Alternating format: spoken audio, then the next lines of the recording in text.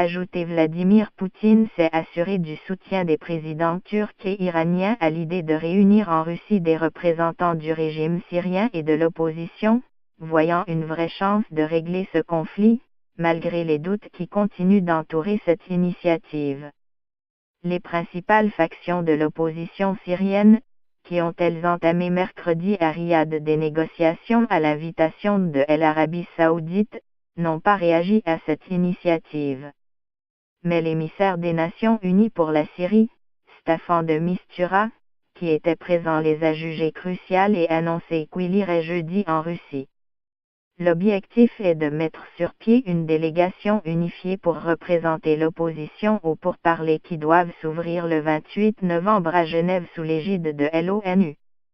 Vladimir Poutine, principal soutien de Baker Aluminium Assad, a réuni Recep Tayyip Erdogan et Hassan Rouhani dans la station balnéaire russe de Sotchi, sud-ouest, pour relancer le processus de paix alors que le gouvernement syrien, soutenu par l'armée russe, a repris une grande partie du territoire aux rebelles et djihadistes.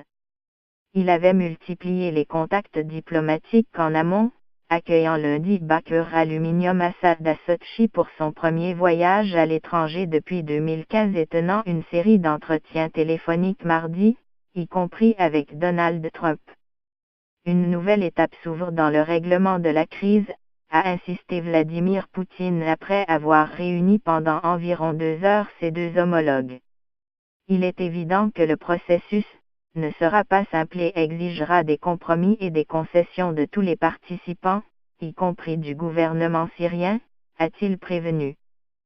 Côte à côte, les trois présidents se sont dit favorables à la tenue d'un congrès à Sotchi, une initiative russe lancée dès la fin octobre, mais restée lettre morte depuis.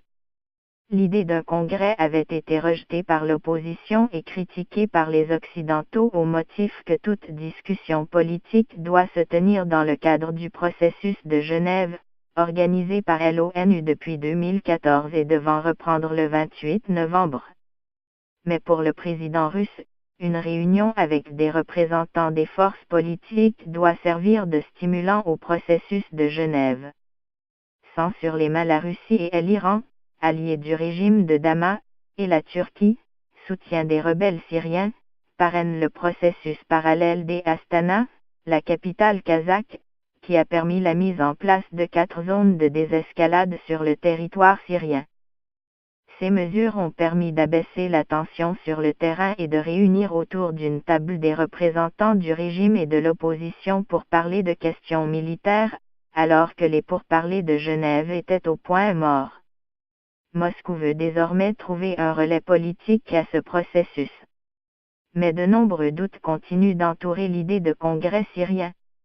Aucune date n'a été fixée et Erdogan est resté ferme sur son refus de voir les milices kurdes, qui contrôlent une partie du nord de la Syrie, participer à tout règlement.